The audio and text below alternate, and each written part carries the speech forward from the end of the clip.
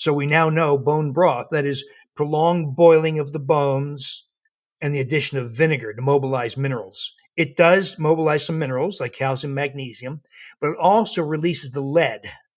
So bone is naturally a repository for lead. This is true in humans, it's true in animals.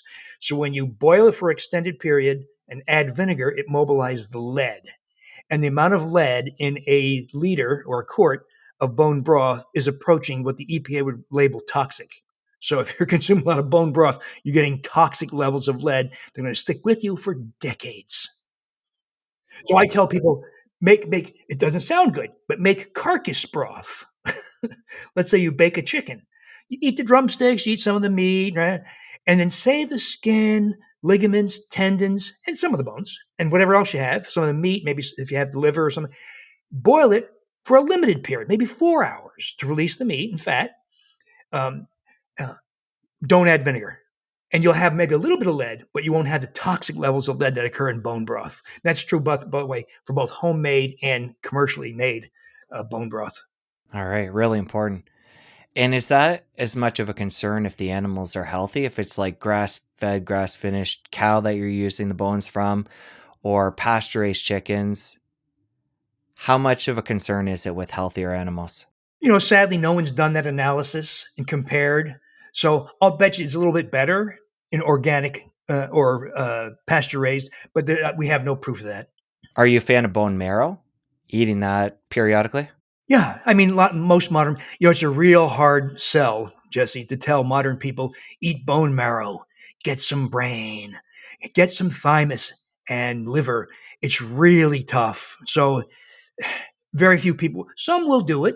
Some will do such things to inch their way into it, like get some ground liver and mix it with ground beef.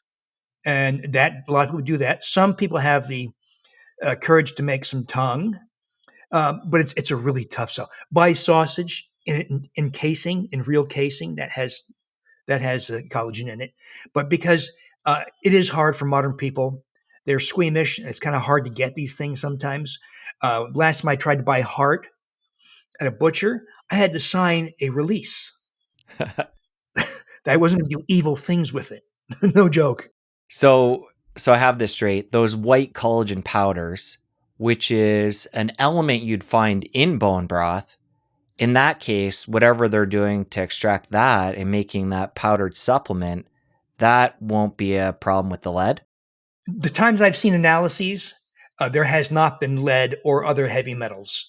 But not all products have been tested, to my knowledge, so you have to be careful. I'm hoping a consumer lab would be testing collagen for lead content, but so far the analyses I've seen, there's been no lead, thank goodness. If you enjoyed that clip, you're going to want to head over here and catch the full episode. I'll see you over there. No, there's nothing else that tracks with LDL cholesterol because it's not a real number. It's a fictitious number. It's obtained by something called the Friedewald calculation. The LDL cholesterol reducing franchise, statin drugs, PCSK9 drugs, all that stuff pay huge